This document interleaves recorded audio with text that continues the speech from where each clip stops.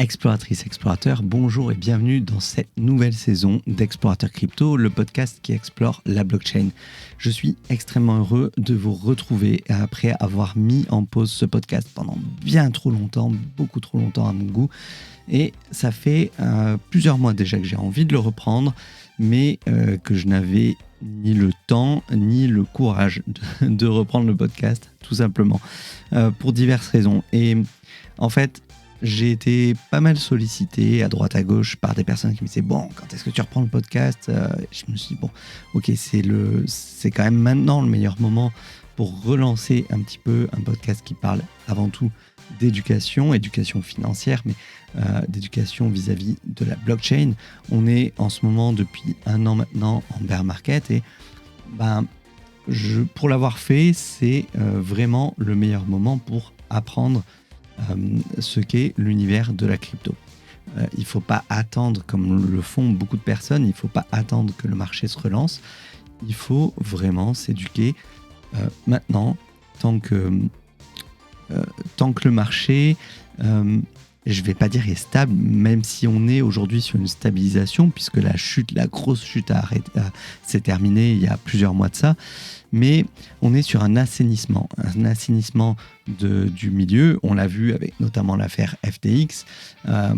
Voilà, typiquement, dans un bear market, tous ces projets-là qui sont des projets à risque et qui n'ont pas un véritable fondamental solide, eh bien, c'est pendant les bear markets que ces projets-là vont s'effondrer. Et c'est là également qu'on peut découvrir les pépites à venir pour le prochain bull run qui devrait, a priori, avoir lieu si le marché fait comme précédemment. Le prochain bull run devrait avoir lieu en 2024. Donc tout ça, on en parlera au cours de cette saison. En attendant, on a cet épisode-là que j'ai enregistré il y a plusieurs semaines de ça, avec Armand Bouchard, le CEO de Coinstancy. Je vais vous laisser avec lui, il va vous présenter Coinstancy. On va discuter, on va refaire un petit peu le point sur tout ce qui s'est passé cette année sur le marché crypto. Alors vous verrez que on a enregistré cet épisode au tout début de l'affaire FTX, donc on en parle très très peu, on l'évoque à peine parce que ça commençait tout juste.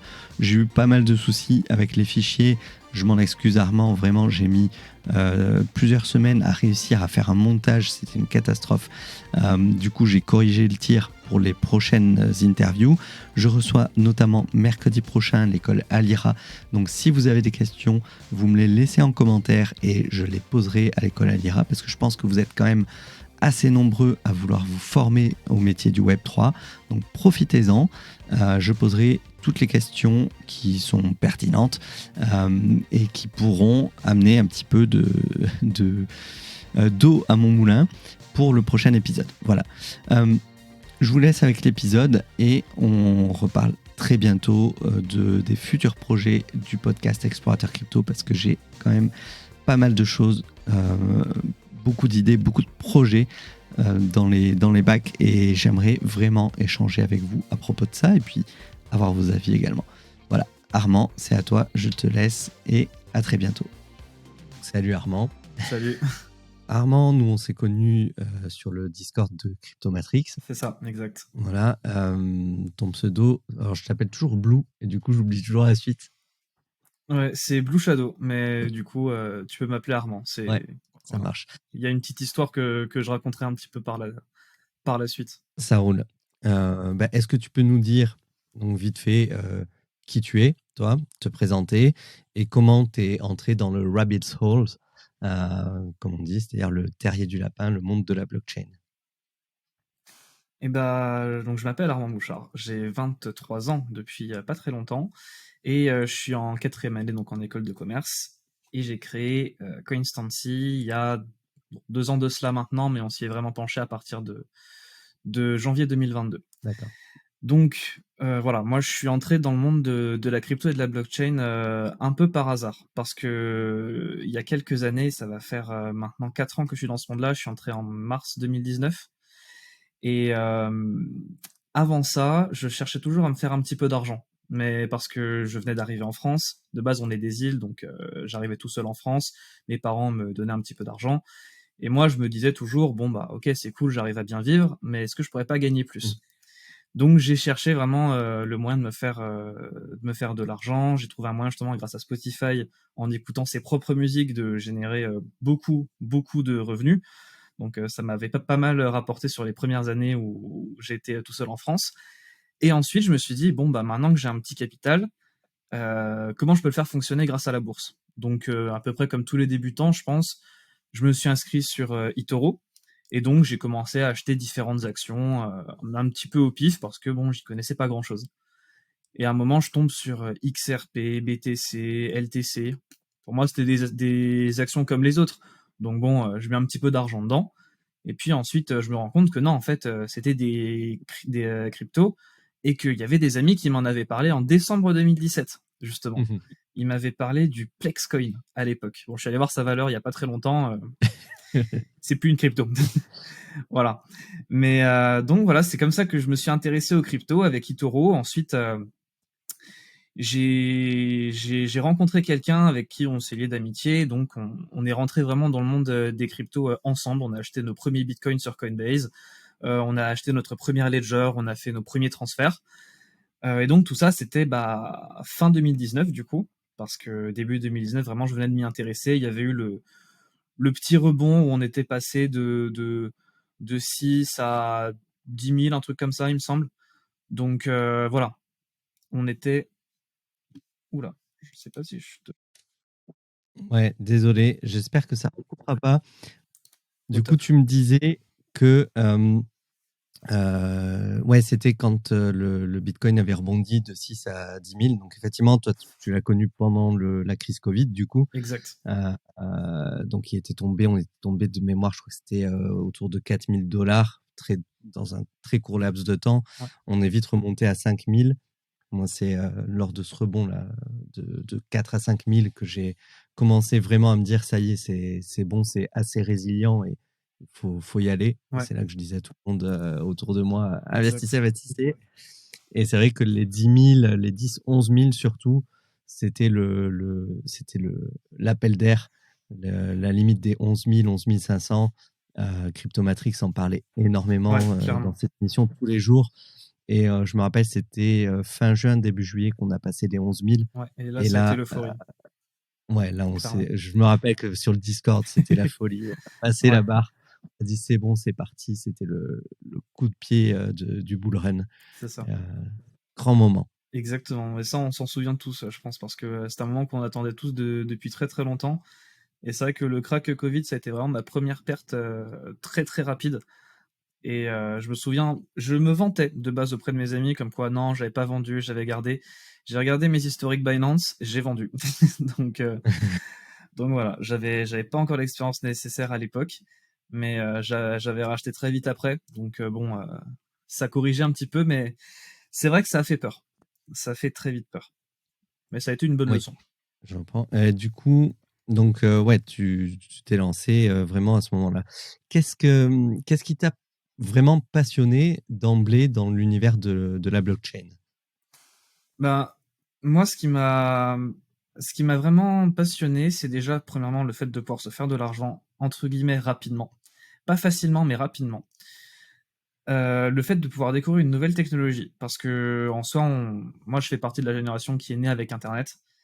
Mm. Quasiment. Parce que j'ai quand même connu Windows 98, si je peux me permettre. Mais voilà. On est né avec Internet, on est né avec les écrans et tout. Donc, cette révolution-là, je ne l'ai pas connue à ses tout débuts. Et je me suis dit, bah en fait, les cryptos, mine de rien, ça m'a l'air d'être une belle révolution. Dans le sens où ça va pas s'arrêter juste là. Parce que j'ai beaucoup creusé de mon côté. Je me suis pas juste arrêté à regarder des vidéos sur YouTube. J'ai vraiment énormément creusé de mon côté. Et voilà, c'est ça qui m'a passionné, le fait de me dire que peut-être qu'on était au cœur d'une révolution financière. Et par la suite, bah, j'ai décidé d'en être un acteur, tout simplement, au travers de Coinstancy. Mais voilà, c'est le fait de découvrir une nouvelle technologie, pardon, quelque chose vraiment qui fonctionne et qui est basé pas sur la confiance d'un tiers, justement, qui est vraiment basé sur de la confiance au niveau mondial, dans le sens où il n'y a pas qu'une personne qui va te dire ok, bah, on te valide ta transaction. Non, là, il va y en avoir des milliers, voire des millions. Donc voilà, c'est vraiment ça qui m'a passionné là-dedans. Puis aussi, forcément, s'il y a moyen de se faire un petit billet au passage, on va pas Bien se sûr. le refuser. Tu sais, je suis un peu jaloux de ta génération parce que j'avais interviewé notamment Thibaut Boutroux de Just Mining. Ouais. Donc Thibaut, Owen, Julien de Descoin, ils font tous partie de ta génération. Vous avez tous, toi, tu es un peu plus jeune, tu as 23 ans, eux, ils ont 25 ans. Quand tu discutes avec des CEO de boîtes qui sont valorisées à plusieurs millions et qu'ils ont 25 ans et toi, tu as 40 balais, tu te dis, Oui. ah, ma vingtaine, je suis passé à côté de quelque chose, en fait, d'assez incroyable. Et, et c'est vrai que, du coup, je me dis, vous êtes vraiment au commencement de ça. Et, et tu vas passer, au final, toute ta vie professionnelle à vivre avec cette évolution-là. Moi, à 40 ans, bon, dans 20 ans, ma vie professionnelle, ça y est, quoi, c'est l'âge de la retraite.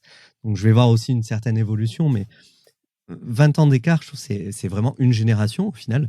Ouais, clairement. C'est assez énorme et c'est un peu frustrant parce que euh, c'est quelque chose que j'ai toujours eu envie de voir, de vivre plus loin, sur vraiment plus dans le futur.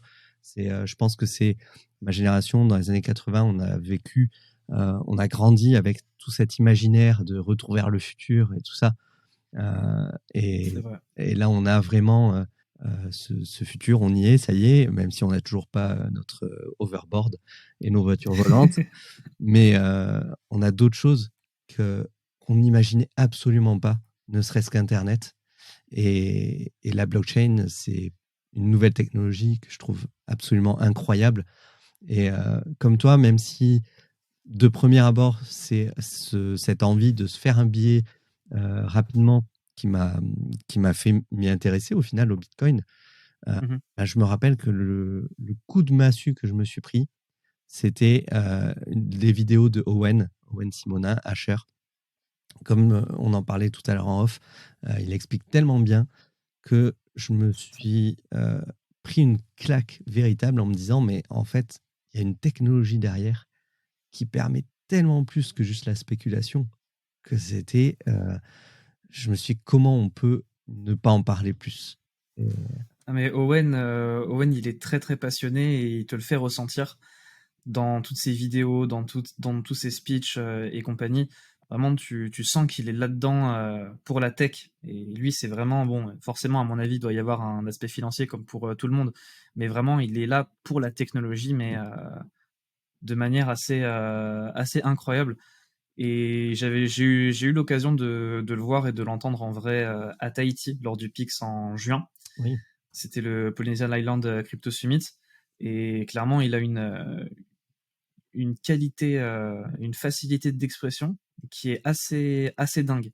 Mais je me souviens même qu'il a préparé son discours jusqu'au dernier moment, parce qu'il passait juste après le déjeuner, et au déjeuner, il était venu à notre table et il avait demandé à ses collègues, oui, c'est quoi l'équivalent de la CAF ici à Tahiti, et du coup, comme ça, pour vraiment mettre les Polynésiens dans leur monde, enfin, et vraiment leur faire comprendre Ah, avec ce qu'ils possèdent eux sur oui, place. avec leur référentiel, en fait. Il arrive à C'est s'adapter au ça. référentiel. Ouais, C'est c'est ça qui est incroyable. assez ouf. Et pourtant, il est, justement, comme on le disait aussi, il est relativement jeune. Ouais, c'est ça. Et je me dis, moi là, j'ai 23 ans, quand lui, il avait 23 ans, je serais pas capable de faire ce qu'il fait. Mais honnêtement, quand je l'ai entendu parler dans les premières vidéos, moi, je croyais qu'il avait 30 balais. Et c'est une Ouais, vidéo où il expliquait qu'il avait 21 ans. Et là, j'ai bugué complètement. Je me suis dit, mais une telle c'est dingue. maturité professionnelle à 21 ans, 23, maintenant 25 ans, c'est assez dingue. On en voit rarement des personnes comme ça. Et c'est formidable. On a la chance qu'il soit en France et en plus qu'il veuille Exact. faire avancer le milieu, le secteur en France. Alors que, comme il me disait, je veux dire, Just Manning, il habite, en plus, Just Manning est quand même à la frontière du Luxembourg. Il aurait pu totalement déplacer, délocaliser Just Manning au Luxembourg Carrément. très facilement. J'ai bossé 10 ans là-bas, il aurait eu financièrement tout intérêt à le faire. Et pourtant, il a cette conviction de vouloir aider le marché français à avancer, à progresser. Et je trouve que c'est un bon exemple, en fait. Euh, Ah mais oui, oui, Moi, je sais clairement. que Explorateur Crypto, j'avais Clairement. hésité à le faire en anglais. Et en fait, je suis resté sur le français pour essayer justement d'avoir un peu plus de podcasts en français dans le secteur parce on n'est pas très nombreux au final. C'est ça. Mais même en soi, du côté de Constancy, c'est vrai que de base, j'avais hésité à délocaliser en Estonie. Oui, Parce qu'à l'époque, c'était très avantageux pour les entreprises crypto. Donc, je m'étais créé ma carte d'e-résident estonien, j'avais tout fait bien. Et c'est vrai que par la suite, je me suis dit, mais pourquoi pas développer le marché français aussi? Pourquoi pas s'implanter ici, même si c'est pas forcément le plus ouais, simple, c'est pas forcément le plus mm, optimisé. Mais voilà, on va rester là. Et même en soi, au niveau de tout le site, je voulais faire un petit peu des offres un peu en anglais et compagnie. Au final, j'ai décidé, il n'y a pas si longtemps que ça, de rester sur du français. d'accord. Bon, peut-être le nom de la boîte est en anglais, mais bon, voilà. Disons que tout le reste de la boîte est en français, mais j'essaie de conserver cet aspect-là parce qu'on a tendance à avoir des anglicismes un peu partout. Oui. Et donc, je me suis dit, on va être un petit peu chauvin et on va rester sur du français. Mais c'est vrai que, oui, comme tu dis, on travaille dans un domaine qui est de toute façon bourré d'anglicisme. Et même si on essaie d'en traduire un maximum, notamment pour les débutants, ça reste quand même au quotidien plus simple de parler avec ces anglicismes. Et d'ailleurs, j'invite vraiment Bien les sûr. débutants à essayer d'apprendre un maximum de vocabulaire en anglais parce que de toute façon, les contenus de qualité et surtout les plus à jour restent quand même euh, majoritairement anglophones. Toi, C'est tu es ça. entré assez tardivement dans la blockchain. Au final, c'est ton premier bear market que tu vis vraiment entièrement, intégralement, depuis la chute Ouais, jusqu'à la reprise qu'on espère voir c'est arriver. ça. Acté, ouais. 2023, ça devrait commencer à reprendre, j'espère. Après, On l'espère tous, c'est ouais. vrai que il y a toute une politique autour internationale et il y a énormément de facteurs qui ne sont pas propres à la blockchain qui font que on ne peut pas savoir ce qui va arriver. Mais quel a été au final ton ressenti en ce début d'année quand tout le marché s'est effondré? Bah, en deux mots, le déni. Ah ouais. C'est-à-dire que moi de base, ouais, moi de base, je voulais pas justement être dans ce déni-là. Et donc, je me forçais un petit peu à voir vraiment ce qui se passait, donc du coup à la baisse. Sauf que à chaque fois, je me disais, bon, après cette baisse-là, ça fait déjà 4 jours qu'on baisse, on va forcément remonter, faire un petit rebond, pouvoir sortir. Sauf que à chaque rebond, eh ben, je ne sortais pas. Donc je restais, comme on dirait dans le monde crypto, balls deep in. Et voilà, je restais vraiment dans les cryptos à 100%. J'ai pas, quasiment pas sorti en stablecoin. Et donc je me suis tout pris dans la figure. Donc voilà, ce bear market, pour l'instant, est très éprouvant. Donc j'ai dû, par exemple, revendre ma voiture, comme on le disait, en off. Ce qui m'a pas forcément dérangé parce que je me suis dit, enfin, j'avais déjà fait ça à l'époque, quand j'étais rentré en... Non, c'était en 2020 que j'avais acheté une voiture, je crois en février, je l'avais revendue en juillet pour tout réinvestir justement en crypto. Ça m'avait plutôt porté chance. J'espère que ça va se reproduire maintenant, on va voir. Mais c'est vrai que il m'a fait extrêmement mal. J'ai vu mon portefeuille divisé par 8 ou par 9. C'est Donc violent. c'est sûr que quand on commence à avoir des grosses sommes, voilà, ça peut vite donner le vertige. Mais voilà, à mon avis, ce bear market, c'est l'occasion pour moi d'en apprendre un peu plus sur ma gestion de mes fonds et de vraiment avoir la valeur de l'argent. Parce que en bull market, quand ça monte et qu'on commence à prendre du 5 chiffres par jour, on se rend plus trop compte de ce que ça représente. Et quand là justement on est en bear market et que faire 5 chiffres par jour, ça paraît extrêmement lointain, et ben on se dit dès que je passe un certain palier, je vais mettre pas mal de côté en stable. Même si jamais ça travaille sur la blockchain à 10-15%, si ça représente des grosses sommes, ça peut commencer à faire un petit salaire Mm. tous les mois. Donc ouais, non vraiment ce bear market aura été très très éprouvant, mais j'en ai beaucoup appris et ça a permis aussi de garder les projets vraiment les plus sérieux sur la blockchain et de mon côté aussi pouvoir développer tout ça de manière assez calme et posée. sans avoir trop de bruit autour. Du coup, c'est bien, tu as répondu à ma question suivante. Je voulais te demander au final quelle Ah. était ta plus grande erreur sur ce bear. On l'aura compris, hein, c'est de rester dans ton déni. C'est Mais ça, c'est permanent. c'est Clairement, compréhensible parce que quand tu rentres sur un bull run, effectivement, pendant 2 ans, tu vois tout qui monte et à chaque baisse, ça rebondit et ça repart d'autant plus fort. C'est très difficile de se dire, ben non, là, cette baisse-là, clairement, elle va pas rebondir. Et la première baisse qu'on a eue en c'est novembre, ça. on était vraiment dans l'hésitation. Est-ce qu'on rentre en bear market? Est-ce que ça va rebondir? Quand on est passé de 60 000 à 40 000, concrètement, personne ne savait. C'était 50-50, quoi. Il y en Ouais, avait qui disaient ça y est, c'est fini, mais c'est ça, tu as toujours, même en bull run, des gens qui disent ça y est, c'est la fin. Donc, c'est bien très sûr. difficile de savoir. Et puis, Et c'est ça. Mais en soi, enfin, quand on réfléchit bien, il y avait quand même des indicateurs. Je me souviens notamment en novembre quand on avait fait l'all-time high, donc le point le plus haut. Je me souviens que on n'arrêtait pas de dire sur le Discord de Cryptomatrix justement attention, il y a des grosses divergences en hebdomadaire. S'agirait peut-être de faire très attention parce que ça, si on regarde par le passé, ça s'est mal terminé ensuite. Sauf que bon, il y en avait qui avaient bien compris le truc et qui étaient sortis. Et puis il y avait d'autres personnes comme moi qui se disaient oui, bon, ok, on va faire une petite correction, ensuite on va reprendre, on verra plus tard. Et ben on verra pas plus tard, c'est maintenant, c'était là qu'il ouais. fallait agir. Parce que c'est trop Bah, tard. surtout qu'on a vécu ça Là maintenant c'est trop tard. 6 mois avant. C'est-à-dire au mois d'avril précédent, Oui, c'était pareil. On a eu, je me rappelle, c'était un mercredi, on s'est tapé un moins 40%, moins 30 à moins 40%. Ça a été une claque monumentale très mal et ça. pourtant on a très très bien rebondi sur les mois suivants. Donc c'est vrai que Clairement. oui, c'est compliqué, hein. C'est compliqué. Il faut, bah, comme dit CM, hein, faut se faire euh, comment dire, faut se faire une roadmap en fait. Faut d'avance se dire, bah, Ça, attends, faut faut avoir un avoir un plan. plan, voilà. Je cherche le mot. Faut avoir un plan et s'en Ouais, tenir surtout, peu importe les pourcentages que tu peux c'est voir et ça le tout, plus dur c'est au final. voilà. Je C'est m'étais fait un ça. plan écrit. Concrètement, je ne m'y suis pas tenu et c'est une. Moi non plus. Euh, Du C'est coup, ça. tu me parlais de Coinstancy, donc parle-nous de ton grand projet que tu as lancé, je veux dire cette année, même si tu as travaillé avant, mais tu l'as vraiment lancé en 2022. Ouais. C'est ça. En fait, Coinstancy, c'est une société d'épargne et d'investissement en cryptoactifs. Alors, tout part d'une idée que j'avais eue quand j'étais rentré dans le monde de la crypto à peu près un an après, en 2020.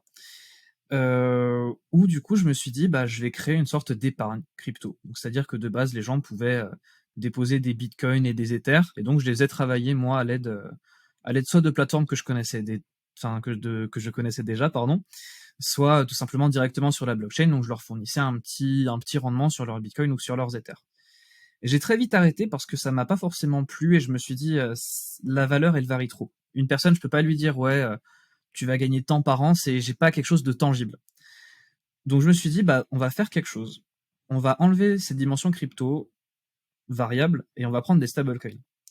Donc des stablecoins, pour le rappeler vite fait, c'est des tokens donc sur la blockchain qui sont adossés à une monnaie étatique. Donc on a des stablecoins dollars et des stablecoins euros et tout plein d'autres. Et donc en octobre 2020, je lance officiellement ma boîte, Blue Shadow Invest. C'est de là que sort le pseudo Blue Shadow par D'accord. la suite. Et donc du coup, je lance ça en octobre 2020. Et un mois plus tard, tada, le PSAN arrive. Et moi, je prends peur. Et donc, j'arrête tout. J'arrête tout et puis je me dis, bon, tant pis. J'aurais mis de l'argent dans un site que j'avais fait faire par cet ami, justement, qui était aussi développeur et avec qui je me suis lancé dans la crypto. Euh, et j'arrête pendant 2 ans. Enfin non, pendant un an, pardon. Parce que j'ai repris ensuite fin 2021. Et je me suis dit, bon, on va repartir sur quelque chose de vraiment sérieux maintenant. Et donc, j'ai créé un business model. J'ai fait quelques jours où vraiment j'ai rédigé comment ça allait fonctionner. Et donc, en janvier 2022 est sorti Coinstancy. Et j'ai cherché quelques associés, dont une belle histoire. Enfin, belle pour lui, mais pas trop pour moi. C'est une personne qui a créé Ambrosia, qui s'appelle Victor, j'ai oublié son nom de famille, qui m'avait contacté à un moment pour potentiellement devenir associé. Donc, je lui parle de mon projet en détail et tout. 2 mois plus tard, je le vois revenir par message et qui me dit: «Oui, salut Armand, j'ai créé mon projet, Ambrosia, on permet de faire on permet de faire de l'épargne sur des stablecoins». Et là, je me dis: «Donc là, tu viens me voir, t'as pris mon idée et tu viens me voir comme ça». Bon, depuis, il est à l'incubateur Binance, donc félicitations à lui, n'empêche, pour tout ça, parce que il allait bien plus vite que moi. Et j'ai pas baissé les bras, et limite ça m'a donné envie de créer quelque chose qui allait pouvoir le concurrencer, voire le dépasser, on verra. Mais donc voilà, c'est pour ça que j'ai créé Coinstancy avec plein d'offres qui sont les suivantes. Tout simplement le livret d'épargne, le livret d'investissement. Donc du coup, on a fait 4 thèmes pour tout simplement simplifier et pas dire aux gens juste investissez dans Bitcoin, investissez dans Ether. On a fait un thème finance décentralisée, un thème échangeur décentralisé, un thème métaverse et un thème blue chips. Et du coup, c'est un peu comme une sorte d'ETF, mais avec de la crypto. Et donc du coup, les personnes déposent leur argent à l'intérieur et sont maîtres de leurs pertes ou de leurs gains. D'un autre côté, le pôle épargne, on, on offre 6 à 8% de rendement par an à nos clients, avec une possibilité d'assurer entièrement leur capital grâce à notre offre CoinCare. Et voilà. Mais d'un autre côté aussi, et ça c'est un peu ce que tu voulais faire, c'est-à-dire de l'éducation crypto, je voulais mettre cette dimension-là aussi au cœur de Coinstancy, c'est-à-dire qu'on s'adresse pas à un public qui s'y connaît. On s'adresse vraiment aux débutants et aux personnes qui ont déjà entendu parler de la blockchain et des cryptos. Et donc, on a développé Coinstancy Earn. C'est un peu comme l'offre de Coinbase, c'est-à-dire que au travers d'un petit quiz d'initiation à une crypto tous les mois, eh ben, on peut gagner quelques euros de cette crypto-là. Donc, ça va pas être des quiz très très compliqués, c'est vraiment juste de l'initiation, on peut les refaire autant de fois qu'on veut. Et donc, le client peut venir et peut gagner 2-3 euros d'une crypto différente chaque mois. Et donc, voilà, à peu près, c'est ce qu'on propose. Donc, du coup, des livrets d'épargne, des livrets d'investissement, le Constancy Earn, du coup, donc un petit peu d'initiation à la crypto. Et j'espère d'ici la fin de l'année qu'on va pouvoir lancer les masternodes et le stacking. Justement, il y a l'équipe de développement qui est à fond là-dessus. Je vais anticiper quelques questions. Tu parlais d'un rendement de 6 à 8%. Comment est-ce que vous pouvez... est-ce que tu peux nous expliquer comment vous pouvez offrir un rendement comme ça, en sachant que les banques, on est sur des rendements de l'ordre de 1% sur un livret A voilà. Bien sûr. Bah, tout d'abord, nous, on ne travaille qu'avec des stablecoins. C'est-à-dire que depuis la plateforme, même si en soi le client ne possède pas de stablecoin, on a mis en place des solutions qui lui permettent directement d'en acheter par lui-même. Ensuite, ces stablecoins-là, nous, on va les déposer sur ce qu'on appelle des vaults. Donc, du coup, ce sont des coffres sur la blockchain qui vont donc nous rapporter un peu plus de 10%. Il me semble qu'actuellement, ça tourne autour de 13-15%. Mais c'est du variable. Donc, c'est-à-dire que c'est pas du 13-15% assuré. Et donc, nous, ce qu'on espère, c'est que ces vaults-là vont pouvoir couvrir ces 6 à 8% de rendement annuel. Et donc, nous, on se rémunère tout simplement en gardant ce qui reste au-dessus. D'accord. De ces 6 à 8% là. C'est un pari que vous faites au final. Oui, c'est ça. C'est ça, clairement. On n'a aucune assurance que ça va vraiment marcher. Mais d'un autre côté, j'ai mes convictions. Dans l'équipe, on a nos convictions. Et effectivement, même si on ne peut pas l'assurer à haute voix que ça va marcher, eh bien, j'ai fort à parier que ça fonctionnera. Et c'est ce qu'on te souhaite de toute façon. Et qu'on souhaite à tout J'espère le monde. aussi. Et du coup, au niveau de l'assurance, vous fonctionnez comment? Est-ce que c'est une assurance en fonds propres de la société ou vous avez dû souscrire à des assurances tierces? Non, du tout. Là, c'est des fonds propres de la société. Donc, du coup, on permet. Alors, c'est une option. C'est-à-dire qu'on ne garantit pas le 100% de capital au départ. On peut souscrire à une option. On a fait en sorte d'avoir des tarifs assez bas, justement là-dessus, parce qu'on s'est dit si la personne en soi dépose son capital, c'est pas pour qu'elle le perde. Donc voilà, on a mis en place, nous déjà de notre côté, les sécurités maximales, tout ce qu'on pouvait mettre en place pour sécuriser le capital client. Maintenant voilà, on n'est toujours pas à l'abri d'un hack sur les plateformes sur lesquelles on dépose le capital. Donc voilà, on a mis en place des fonds propres qui serviront pour une assurance pour les clients qui le souhaitent. D'accord. C'est une assurance qui est plafonnée ou c'est en fonction de ce que le client va faire? C'est en fonction de ce que le client va déposer. En fait, de base, pour être complètement transparent, j'avais, l'offre CoinCare, elle était basée sur deux possibilités. Soit la possibilité d'assurer 50%, soit 70% de son capital. Le truc, c'est que j'ai eu ensuite un appel avec quelqu'un qui m'a vite fait comprendre que c'était pas possible de raisonner comme ça. Parce qu'il m'a dit, ça veut dire que là, tu fais payer tes clients, tu les fais souscrire à une assurance pour qu'ils perdent 30 ou 50% de leurs fonds. Et je me suis dit, bah oui, en fait, c'est vrai qu'en assurant un 70%, ils peuvent toujours perdre 30%. Donc en fait, là, je les fais payer pour potentiellement perdre. Donc c'était pas intéressant. Donc je me suis très vite dit, bah ce qu'on va faire, c'est on va passer à 100% d'assurance. Donc c'est-à-dire que tout le capital qui est mis sur le fonds d'épargne est assurable à un tarif justement que j'ai revu aussi à la baisse, parce qu'ensuite on en a discuté, on s'est rendu compte que le prix qu'on proposait était beaucoup trop élevé.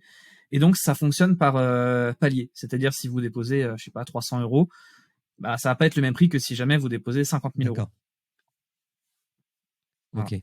Et vous fixez une limite en termes d'investissement? C'est-à-dire si tu as un client multimillionnaire qui vient demain et qui Ouais, veut investir, je suppose que vous êtes obligé quand même de vous imposer des limites par rapport justement à vos propres exact. capacités de la société. C'est ça. Alors actuellement, nous, on permet des dépôts entre 300 euros et 100 000 euros, bon, tout en sachant que les 100 000 euros, à mon avis, on les aura pas de suite. Mais c'est la limite haute qu'on s'est fixée pour l'instant. Tout en sachant aussi qu'on est en plein dans les démarches d'UPSAN. On les a débutées la semaine dernière, on s'est rendu compte qu'il fallait énormément de Ouais. documents. Mais en fait, on a le droit d'exercer, et ça je le savais pas de base, on a le droit d'exercer sans l'UPSAN tant qu'on reste avec un panel de clients restreint et qu'on ne fait pas de publicité.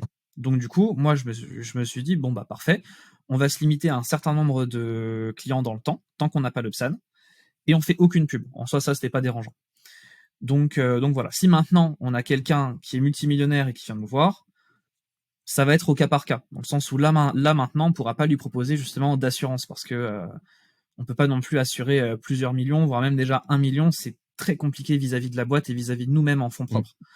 Donc voilà, ça va être vraiment au cas par cas, mais pour la grande majorité des cas, je suppose, c'est entre 300 et 100 000 euros Ouais. Bah, au du coup, maximum. j'en profite pour faire un disclaimer. C'est pas du tout une vidéo sponsorisée. Par Du tout, Coinstancy, ouais, on c'est vrai, se connaît depuis avant que tu aies créé Coinstancy et c'est juste qu'on a bien avant. discuté de l'opportunité d'enregistrer un épisode ensemble qui me permettait également, moi, de lancer la saison 2 d'Explorateur Crypto. Et c'est moi qui t'ai proposé de parler de Coinstancy. Voilà, c'est pas du tout une vidéo sponsorisée. Je veux t'éviter quand même tout Et je t'en problème. remercie, Euh, bien sûr. je m'étais, comme je t'expliquais hein, en off, je m'étais un petit peu éloigné des cryptos ces derniers mois. Et en fait, en préparant notre échange, j'ai découvert que la loi MiCA avait fini, sans grande surprise, par être adoptée. Et j'étais resté sur le premier vote qui Ouais. avait été refusé. Ça avait été une grande victoire au printemps dernier.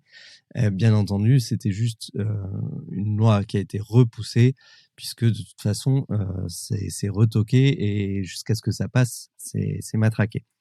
Du coup, le combat du secteur aujourd'hui, ça va être de préserver un maximum d'autonomie au secteur de la blockchain et surtout d'éduquer nos dirigeants pour ne pas mettre l'Europe à la traîne comme on l'a été pour l'Internet au début des années 2000. Quel a été l'impact de ce vote de la loi MiCA sur Coinstancy? Alors, nous, faut savoir justement que pour le livret d'épargne, ce qu'on faisait de base, c'était du lending. C'est-à-dire que les fonds clients, on va aller les déposer sur des protocoles sur la blockchain qui vont aller pouvoir prêter ces fonds à d'autres particuliers. Et donc, nous, on était rémunérés avec ce que l'emprunteur payait en intérêt à la plateforme. Sur le texte MiCA, le premier jet que j'ai vu, c'était l'interdiction du lending pour les entreprises. C'est-à-dire qu'on ne pouvait plus rémunérer nos clients en prêtant leurs fonds à d'autres personnes. Donc, ce qu'on a fait, c'est en vraiment 2 jours, on s'est penché sur une nouvelle solution, donc, qui a été au final le farming. Donc, ça n'a rien à voir avec du lending. Je vais pas m'étaler là-dessus parce que Oui. c'est assez complexe, mais ça nous permet toujours d'avoir à peu près le même rendement, mais avec un fonctionnement différent. Maintenant, j'ai appris aussi par la suite, grâce à la vidéo d'Owen justement, qu'il y avait quelques incohérences au niveau de ce texte Mika. Parce que dans Mika, qu'est-ce qu'ils disent? Ils disent sur un point que les stablecoins ne sont pas régulés par Mika. Et d'un autre côté, justement, qu'on ne peut pas faire de lending avec des stablecoins. Donc, on arrive là à une confrontation qui, normalement, devrait être clarifiée grâce au texte de second niveau, mais qui arriveront bien plus tard. Et voilà. Là, en gros, on a 1 an pour pouvoir nous se mettre en conformité, avoir et le PSAN, et ensuite se mettre en conformité CASP. Oui. C'est du coup le CASP, c'est le PSAN, mais au niveau européen. Donc voilà. Mais ce qui fait que au final, le lending en stablecoin, on ne sait pas si c'est faisable encore ou pas.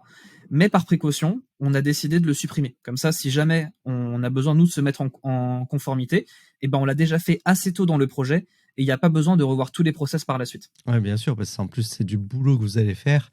Si c'est pour travailler pendant des semaines, pour au final, dans 6 mois, 1 an, devoir tout annuler et essayer de rebasculer, comme tu dis, autant travailler d'avance. C'était pas Non, l'objectif. c'est sûr. Je pense qu'il y a suffisamment de boulot comme Voilà. ça derrière. Vous êtes toujours Clairement. 2 Ouais, ou ouais. c'est une plus grande équipe? Non, maintenant on est 4. On est 4 dans la team. Donc du coup, il y a moi en tant que président. On a un développeur qui a déjà sa boîte justement de création et de développement de sites web. Donc en soi, ce qui nous permet d'avoir quelqu'un d'extrêmement qualifié sur ce point-là. Ensuite, on a une autre personne qui était un camarade, enfin qui est toujours d'ailleurs un camarade de promo, qui est compliance officer. Donc du coup, c'est lui qui s'occupe de toute la mise en conformité juridique. Il a un taf de malade. Donc ouais, c'est pour ça qu'on le voit pas forcément beaucoup sur le projet et tout, mais je sais que derrière il taffe dur pour qu'on puisse se mettre en conformité assez vite, pardon. Et on a recruté justement un second développeur la semaine dernière pour pouvoir aider le premier sur le site, parce que ça demande beaucoup de temps, et vu qu'il est déjà sur un autre projet aussi, enfin sur son entreprise en soi, et ben il avait pas 100% de son temps à accorder à Coinstancy, mais il en accordait déjà un bon 70-80. Mais c'est vrai que là, avec l'aide d'un second développeur, et bah, ça va aller beaucoup plus vite. D'accord. J'ai vu que tu étais allé, et tu nous en parlais tout à l'heure, en Polynésie au mois de juin. Ouais, Ça t'a permis de donner un petit peu de visibilité à Coinstancy dans le milieu? clairement. Ouais, parce que justement, j'avais fait en sorte que Constancy puisse être sponsor du Pix. Et donc, j'avais fait ça assez rapidement parce qu'à l'époque, j'étais en Thaïlande à cette époque-là. Donc, quand on jongle entre les heures de Thaïlande et les heures de Tahiti, on échange un message par jour. Donc, j'avais fait ça assez rapidement avec Helmut Banner, donc, qui est le rédacteur en chef du journal du Coin, et qui organisait donc ce Pix justement. Et donc, j'avais fait en sorte que Coinstancy soit partenaire, ce qui a été le cas. Et le fait aussi de pouvoir me déplacer sur place. Parce que je me suis dit, c'est cool d'être partenaire, mais il faut que je sois quand même présent pour pouvoir expliquer un petit peu ce qu'on fait et qui on est. Parce qu'il faut savoir qu'à l'époque, on n'avait pas de site, on n'avait rien, on était juste un projet et le site était en développement. C'est-à-dire que littéralement, et ça peut-être que personne ne le savait, le site que j'ai présenté au Pix est sorti la veille. D'accord. Donc voilà, on n'avait vraiment absolument rien, on est arrivé un peu la fleur au fusil. Et je pense du moins que ça a été une bonne chose que d'arriver là-bas juste en tant que projet qui n'a pas encore de service à présenter concrètement.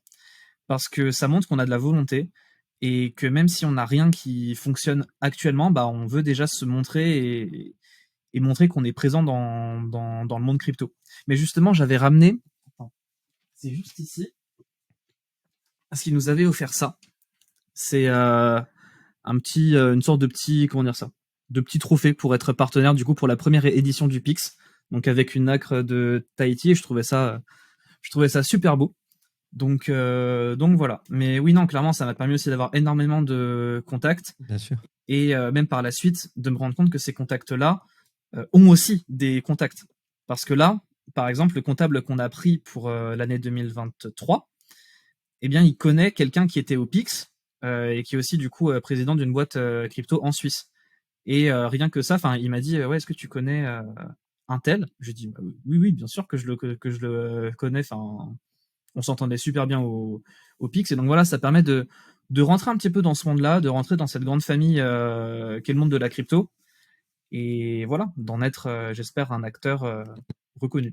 On verra. On C'est pas croise les encore doigts. fait. Du Ouais. coup, dans le milieu de la blockchain, il y a de nombreux domaines de compétences. On a la DeFi, les NFT. On n'en a pas parlé parce que c'est pas le sujet de Coinstancy, mais on en a beaucoup parlé en 2021 notamment. La spéculation, la santé, qui me concerne un peu plus, et plein d'autres domaines. Est-ce que toi, tu comptes développer tes compétences sur un secteur de niche, ou est-ce que tu tu prévois quand même d'être un acteur assez généraliste dans le domaine de la blockchain? Alors, c'est vrai que moi, mon domaine de prédilection, c'est la finance décentralisée. Parce que j'ai vécu l'été DeFi de 2020, je 2020. crois. Mais vraiment, je l'ai vécu en plein dedans. C'est-à-dire que je m'intéressais à tout ce qui sortait. Et voilà, ça permettait à la fois de faire des gains sympas, mais surtout vraiment de voir l'émergence d'une nouvelle forme de finance et d'un nouveau type de projet crypto. Les NFT, mais je les ai connus encore une fois au début, mais je me suis pas intéressé à la grosse hype qu'il y a eu. Les achats-reventes de NFT, c'était pas trop mon truc. Moi, c'était plus pour l'art, donc en soi, ce qui fait que j'ai des NFT en physique d'ailleurs qui sont juste derrière là-haut. Et j'ai aussi un tableau qui est accroché dans mon salon, qui est un NFT que j'ai fait imprimer sur toile. Donc voilà, disons que je m'y intéressais, mais juste pour l'art.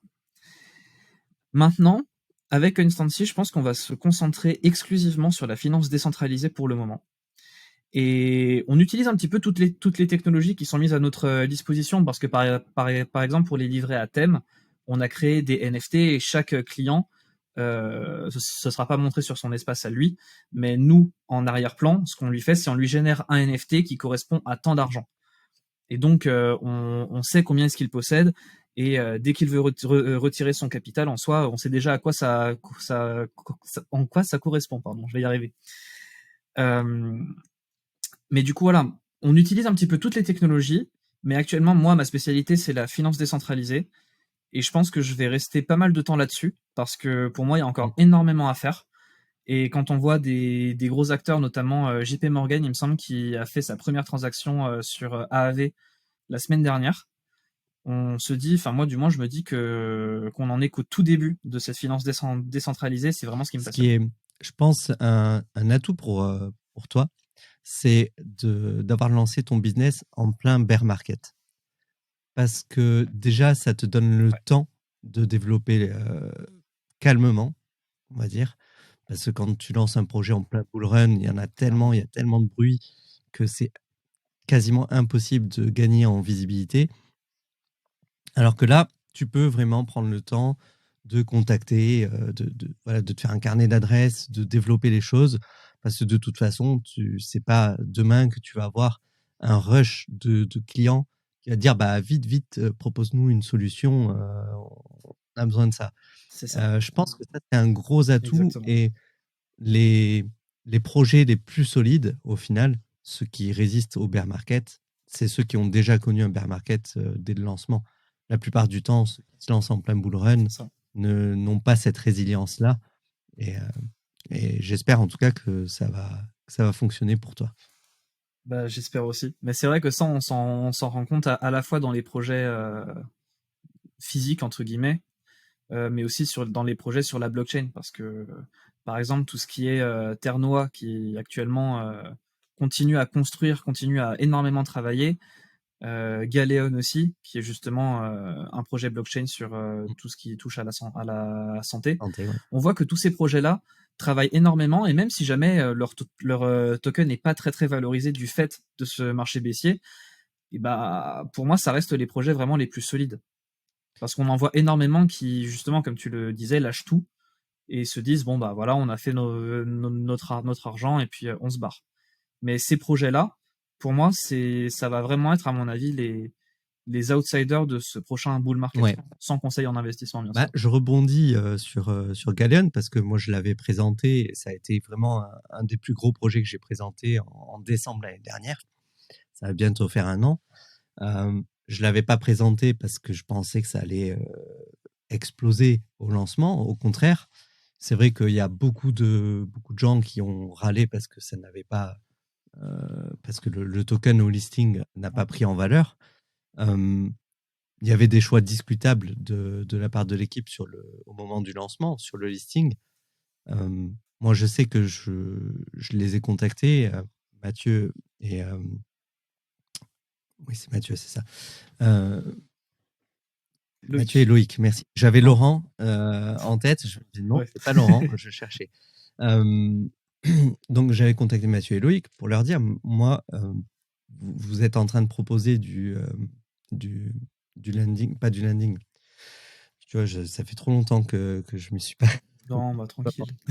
Euh, Du stacking? Ça fait, Ouais, vous proposez du stacking, mais au final, le stacking n'était disponible que pour ceux qui étaient rentrés sur le projet tardivement. Et nous, c'est ça. on avait acheté des jetons sur le premier et deuxième round qui étaient bloqués pendant 1 an. Et ces jetons-là, on ne pouvait pas les stacker.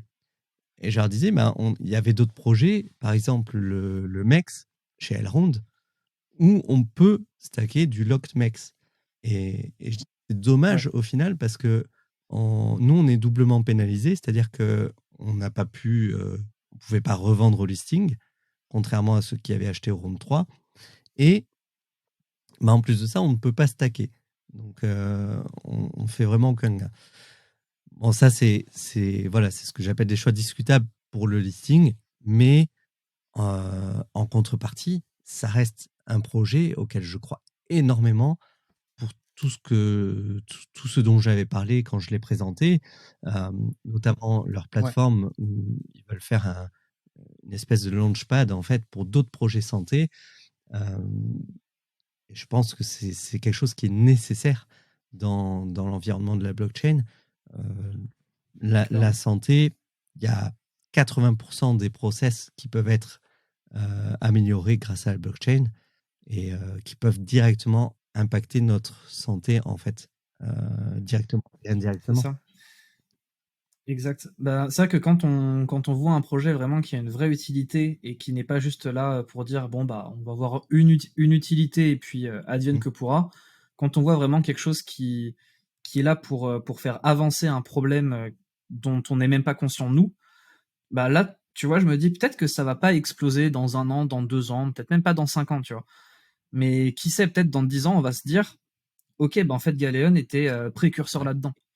Et effectivement, moi, j'avais investi justement, comme tu le disais, je crois que j'avais investi au round 1 et je sais plus combien il y en avait 3 Ouais, il y en avait 3. des Mm. rounds, il me semble. Ouais, parce que j'avais investi au 1 et au 3. Effectivement, le troisième, j'avais tout revendu lors du listing parce que je voyais que ce qui était autour, c'était pas. Il y avait quelque chose qui m'inspirait pas confiance. Et le round 1, en soi, je me suis dit, bon, bah là, tu récupères au fur et à mesure ce qu'on te permet de récupérer, vu que c'est une sorte de vesting sur 1 ou 2 ans. Et ensuite, tu les mets en stacking, mais tu les mets en stacking pour le truc de 3 ans. Comme ça, vraiment, tu touches pas. Et si jamais le projet prend, et bah, tu seras bien content d'avoir gagné tes 30% d'intérêt par an, en plus d'avoir bloqué tes tokens. Et enfin, voilà. Pour moi, c'est un peu aussi une fierté que de pouvoir me dire, on a participé tous les deux à ce round 1 et à peut-être aussi avoir été précurseur sur ce Ouais, domaine-là. moi, de toute façon, en tant qu'infirmier, je pouvais pas ne pas pousser un projet comme Galéon, parce qu'en plus, Ouais, c'est quelque chose sur lequel, c'est le type de projet sur lequel je réfléchis depuis 2018, depuis que j'ai découvert la blockchain.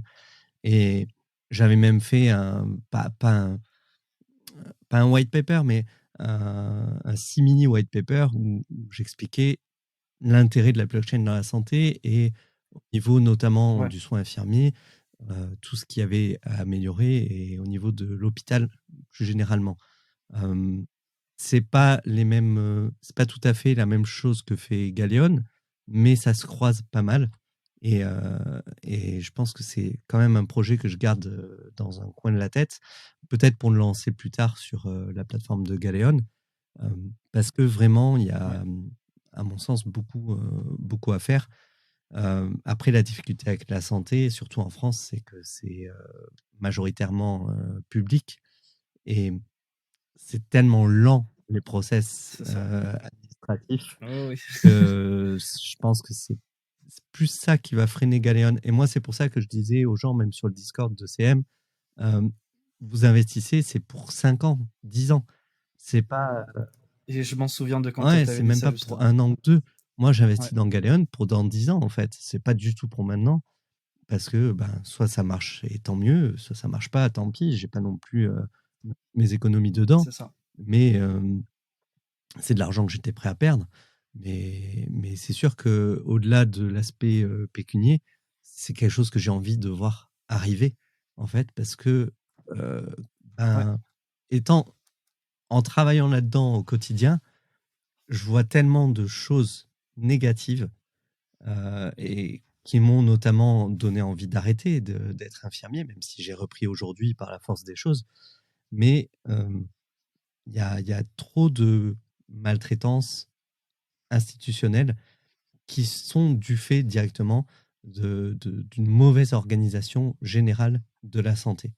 Et même si aujourd'hui on travaille au niveau de l'État sur le dossier numérique du patient et tout ça, je pense qu'on est très loin de ce que peut proposer la blockchain. Euh, après. et c'est vrai que mais c'est vrai que ouais, dans le domaine du médical, comme tu parlais sur le Discord de Cryptomatrix à l'époque, moi franchement, c'est vrai que c'était ton discours qui m'avait donné envie d'investir sur Galéon. Ouais, Tu ouais, avais ouais. fait un podcast avec eux? Pas avec eux. Ouais, et bah justement, J'avais fait un podcast ouais, moi tout seul, c'est-à-dire j'avais pris leur white paper et je l'ai. c'est ça. En fait, j'ai repris Ouais, l'intégralité du white paper. Ça m'avait pris un temps fou. J'avais bossé, je crois, un total de plus de 30 heures dessus, où je reprenais chaque ligne et je faisais le parallèle avec pourquoi, en expliquant en fait précisément pourquoi je pensais que ça c'était bien ou moins bien. Et, et du coup, oui, j'avais fait ouais. quelque chose d'assez travaillé. On devait se voir avec Mathieu et Loïc. Au final, ça s'est pas fait parce qu'ils devaient travailler sur le listing justement à ce moment-là. Et, euh, Bien sûr. et là maintenant, c'est dommage parce que Mathieu habitait à Bordeaux, comme moi, donc j'espérais le voir. Et là, il m'a dit, ouais, bah, tu passes quand tu veux dans nos bureaux à Annecy. Voilà. Ah bah, Annecy, ouais. ah oui, ouais, non, Je me dis, d'accord. bah, C'est pas ouais, porte à c'est plus côté. pareil pour moi. C'est ouais, Je pense que ça se fera c'est plus en sûr, distance, comme on c'est fait là. sûr. Mais ouais. Bah, en soi, tu vois, je me souviens aussi que j'avais écouté ton podcast justement et je me souvenais plus si jamais tu les avais interviewés ou pas. C'est pour ça que j'avais un petit doute. Mais c'est vrai que je m'étais bien renseigné avant et c'est vrai que le taf que tu avais fait, ça, je pense, ça a Mm. sauvé pas mal de temps à beaucoup de monde. Donc déjà, je t'en remercie et c'est vrai que c'est ce qui m'a vraiment donné envie d'investir sur Gaeleon à la fois au round 1 et ensuite au round 3 en mode bah j'ai peut-être pas assez de tokens. Alors si, j'en avais assez. Mais bon, au moins comme ça là j'en garde quand même je crois 80% parce que je crois Mm. que j'avais fait 80-20 entre le round 3 et le round 1. Donc bon, il m'en reste encore pas mal et on va les garder pour du long terme. Ouais, et j'ai vu, alors moi, ce que j'ai complètement raté, et pourtant, c'est un projet auquel je crois énormément, c'est Terre-Noire. Ouais, Parce que je l'avais découvert au tout début où CM en avait parlé dans son émission, et je me dis, waouh, c'est énorme, vraiment, il y a un potentiel de ouf. Terre Noire, ouais. Et au final, ben, je travaillais à ce moment-là et je m'y suis pas intéressé. Et ça fait partie de ces projets qui m'ont donné envie d'arrêter d'être infirmier parce que je voyais que je passais à côté de tellement de choses en bossant 80 heures par semaine. J'ai dit non, non, non, non, il faut vraiment que je m'investisse à fond dans la blockchain. Et donc, il y a eu Ternois que j'avais rencontré à Paris. Et c'est pareil, ils sont dans le sud-ouest, donc il faudrait vraiment que je me déplace chez eux pour réaliser une émission. Il faut que je les recontacte là. Et, Ouais. et il y avait C'est vrai Akala que aussi, où tu avais investi. ouais, bah justement, sur ces deux-là, Terre Noire, j'en avais entendu parler par quelqu'un qui était sur le Discord de Cryptomatrix, je sais plus trop qui, j'ai oublié le nom. Mais c'est vrai que j'avais investi à la toute première presale, c'est la presale Seed, Ouais. donc encore avec des contrats papier et compagnie. J'avais eu un appel avec Michael Canu, justement pour qu'il me pitch un petit peu son projet. Alors bon, je t'explique, j'étais pas un cador non plus dans la crypto, mais je trouvais ça sympa qu'il y ait un président de boîte, un directeur de projet, si je peux dire ça comme ça, qui puisse t'appeler et prendre du temps pour t'expliquer comment ça fonctionne. Et c'est vrai que au plus haut de Ternois, donc je dis bien au plus haut, c'est-à-dire que c'est plus la valeur actuelle, j'avais fait x100 sur mon investissement. Donc c'est sûr qu'un x100, c'est le premier de ma vie, ça arrive pas souvent. Ouais. Et ouais, c'est quelque chose qui est... Même là encore maintenant, j'ai pas mal de Ternois. J'en ai lesté une bonne partie parce que même sur un x50, tu prends tes profits. Mais ouais, il m'en reste encore plutôt pas mal qui sont stackés sur leur blockchain.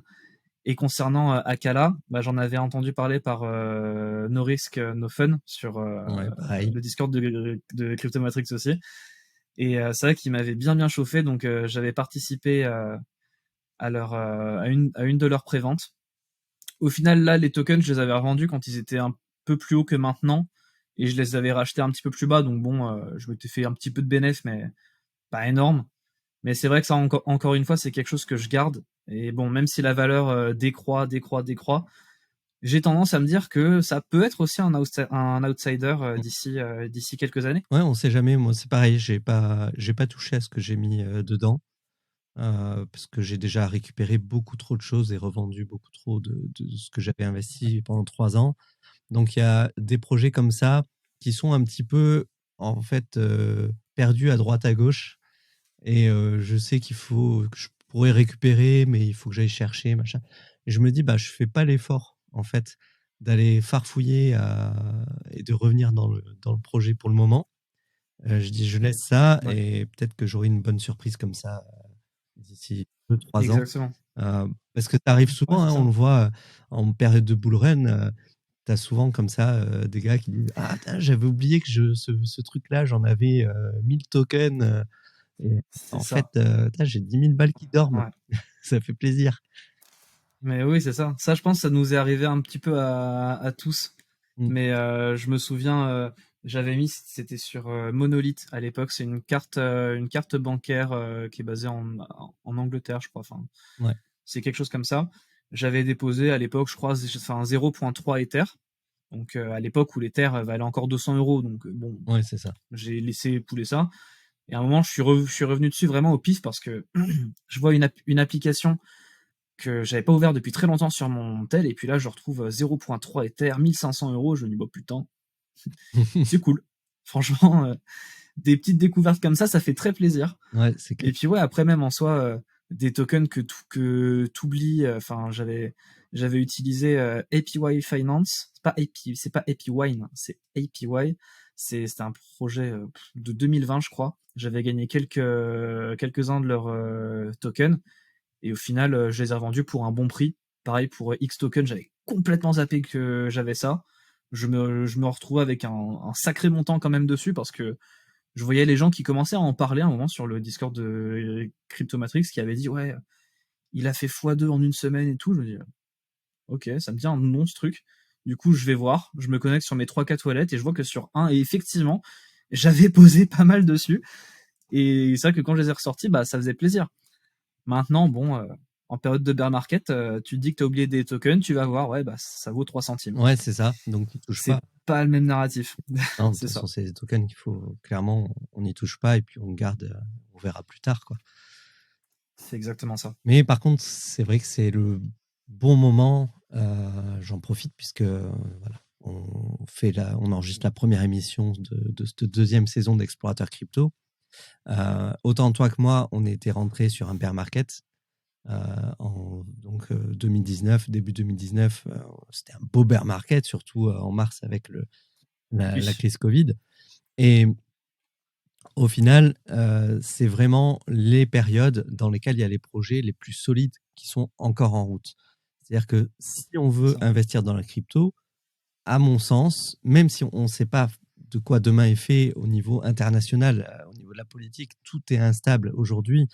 Il y a tellement de facteurs externes qui font que c'est instable. Voilà, mais si vous voulez investir dans quelque chose, c'est-à-dire si vous avez de l'argent à perdre, entre guillemets, que vous pouvez risquer à investir, bah, il vaut mieux l'investir maintenant petit à petit en faisant un DCA que d'attendre et attendre et attendre que ça reparte. Parce que je vois, Parce que c'était quand il y a 3-4 mois, je crois que c'était en juin que l'Ethereum avait tapé les $900, même un petit peu en dessous. Et quand j'ai vu ça, je disais à ma femme, mais en fait, là, si j'avais 100 000 balles, je mettrais 100 000 balles dans l'Ether, direct. J'ai à clairement. 800 Ah euros, oui, non, mais c'est c'est sûr, sûr. tu passes de 4 000 à 800, tu dis, bah, peut-être que ça peut descendre encore. Mais déjà, de 4 000 à Ouais, 800, mais tu prends pas beaucoup de risques, quoi. voilà, tu limites ton risque. Et c'est en ça que j'étais un peu frustré de ne pas re-rentrer dedans. Et effectivement, 3 semaines après, on avait déjà fait un x2. Ça avait vachement rebondi. Ça. Donc, Ah oui, clairement. on est, malgré le contexte mondial, on est quand même sur une période où c'est le bon moment, entre guillemets, pour commencer à investir. On a le temps, il faut prendre le temps de réfléchir à ces investissements, de se renseigner sur les projets, mais c'est, j'ai perdu son nom, l'auteur de Père riche, Père pauvre, Robert Kiyosaki, voilà. Ça y est. Robert Kiyosaki a fait fortune à plusieurs reprises sur des cracks, en fait.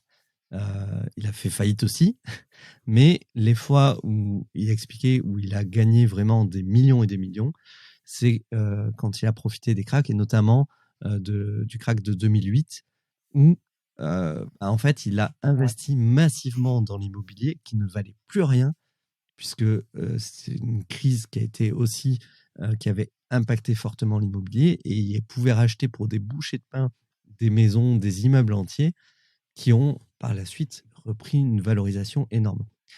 Et Robert Kiyosaki s'intéresse fortement au Bitcoin depuis sur ses podcasts et ses émissions sur YouTube. Il en parle très régulièrement depuis 2-3 ans. Et là, il commence à redire, on approche des opportunités d'investissement, que ce soit sur l'immobilier ou sur tous les marchés, en fait. Il faut surveiller de près maintenant, parce que dès que ça va chuter, il va y avoir un vent de panique si on a la bourse qui continue de chuter. Et ceux qui feront fortune demain, c'est pas ceux qui vont paniquer dans la chute, c'est ceux qui vont en profiter pour récupérer l'argent de ceux qui en perdent, en fait. Ouais, c'est ça, clairement. Ça, je me souviens quand on avait eu le crack Covid, justement, en mars 2020, sur les cryptos, quand on était encore en plein Covid, donc attestation et compagnie. Je m'étais fait une attestation de ma boîte, donc je m'autorisais moi-même à faire mes propres déplacements. Donc c'était un petit peu un life hack de l'époque et qui fonctionnait parce que à chaque fois parce qu'en gros je faisais des allers-retours entre la Bourgogne et Lyon et c'est vrai qu'à chaque fois que je me faisais arrêter à chaque péage par des gendarmes, il y a eu une fois un gendarme qui m'a dit mais du coup vous faites de l'investissement, du trading et tout. Je dis ouais, en gros c'est ça. Et il m'a demandé, mais est-ce que là, du coup, c'est le bon moment pour investir? Je dis, bah, franchement, vu la baisse qu'il y a eu, je pourrais pas vous faire de conseils, mais ouais, c'est sûr que c'est mieux qu'en pleine hausse. Et je pense que les grosses baisses comme ça fait énormément de bruit, tout comme les grosses hausses, mais les gens sont beaucoup trop frileux. Alors que ça devrait être complètement l'inverse. Justement, les prix sont bas. Quand il y a des promos, est-ce qu'on va se demander si jamais il y a une arnaque derrière, si jamais ça va encore tomber plus bas? Bah non, on achète parce qu'on sait qu'ensuite le prix il va remonter. Alors sur les marchés, on ne sait pas si le prix il va remonter, mais si on a des convictions et si on s'y intéresse un minimum, on comprend que le marché peut pas baisser indéfiniment. Le marché dans sa globalité, il peut y avoir des actifs qui baissent indéfiniment, mais on comprend vite que le marché dans sa globalité, s'il baisse indéfiniment, c'est la fin du système financier actuel. Bon, on n'y est pas encore, mais c'est sûr que si jamais ça arrive, bon, bah, en soi même l'euro vaudra plus grand-chose. Donc, il n'y a pas grand-chose à perdre. Ouais, c'est ce que je dis toujours, c'est quand souvent les gens qui connaissent pas me disent ouais, le Bitcoin il a encore baissé, machin, et t'as pas peur que ça aille à zéro Et je dis en fait, le jour où ça arrive, ça veut dire que ton argent en banque, il vaut plus rien aussi. Parce que ça veut dire qu'il y aura eu une crise systémique globale, un effondrement systémique, et ce sera le cadet de nos soucis en fait à ce moment-là. Moi, j'ai plus peur pour l'avenir du changement climatique qui va impacter notre quotidien très fortement dans les prochaines années que des crises économiques, en fait. Oui, clairement. Parce que l'économie, c'est rattrapable. Le climat, c'est plus délicat.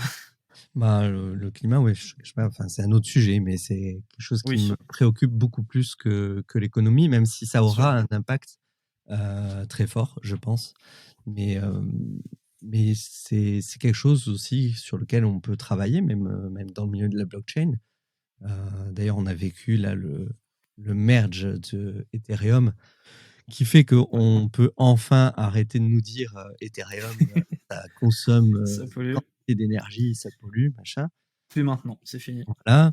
J'avais fait un épisode sur la pollution et le Bitcoin, un petit épisode rapide où j'expliquais que 70% de l'énergie utilisée par le Bitcoin, c'est de l'énergie renouvelable aujourd'hui.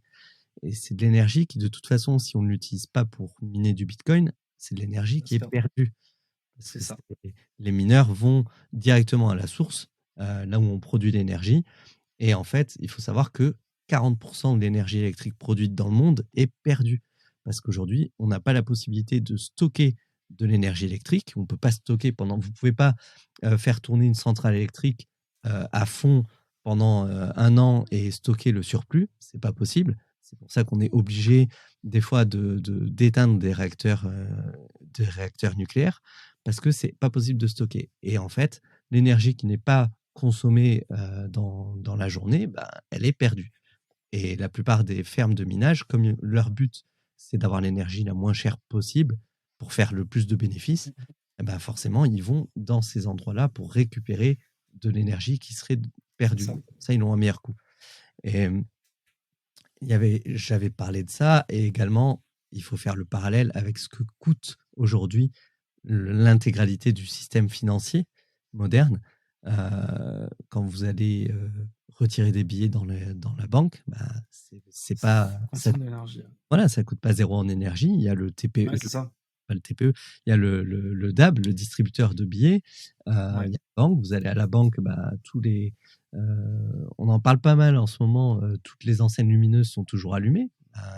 À l'échelle d'une banque et de centaines d'agences, ça a un coût énergétique, plus les bureaux avec des ordinateurs qui sont en permanence allumés sans personne devant. Voilà, il y a un gaspillage énergétique au niveau à tous les niveaux, en fait, dans tous les secteurs. C'est ça. Actuellement, ça se concentre sur Bitcoin et sur ce que ça consomme parce que c'est une nouvelle technologie, que au final, on se rend compte que niveau financier, c'est pas forcément si mal que ça, donc on se dit, on va l'attaquer sur le point de vue énergétique. Mais d'un autre côté, en fait, on pourrait faire énormément de parallèles, justement, comme tu dis, avec la finance traditionnelle.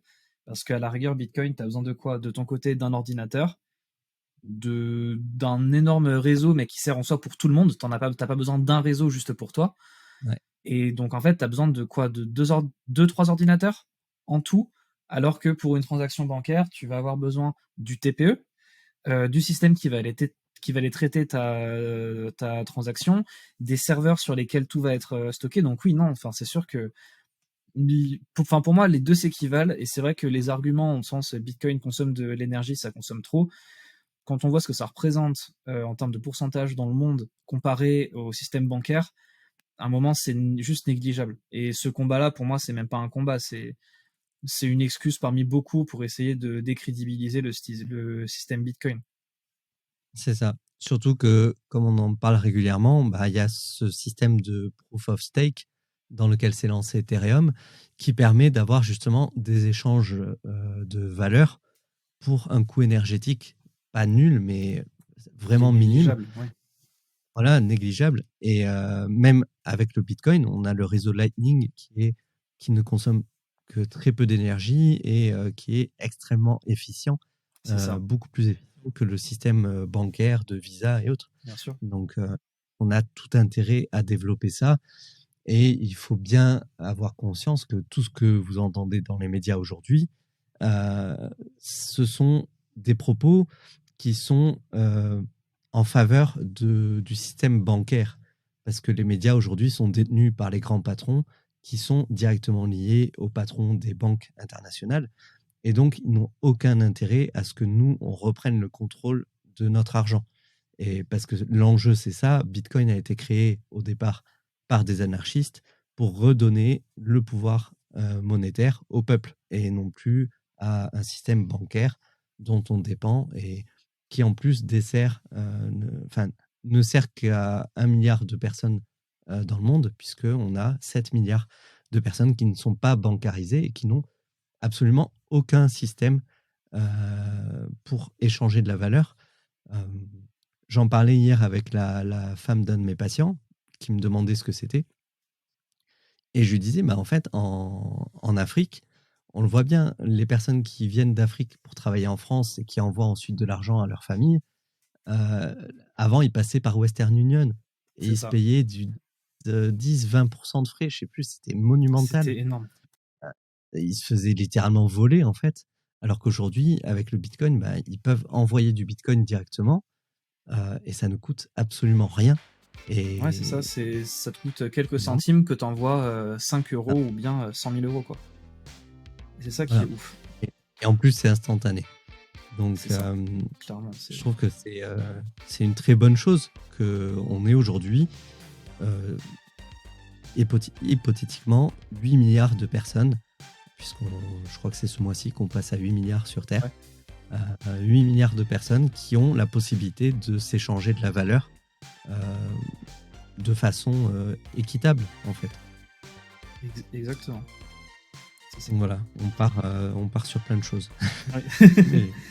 Ça fait longtemps, en fait. Ça fait plusieurs mois que j'ai pas vraiment échangé sur le sujet de la crypto et ça fait vraiment plaisir. Il y a énormément à dire et ça avance tout le temps en soi.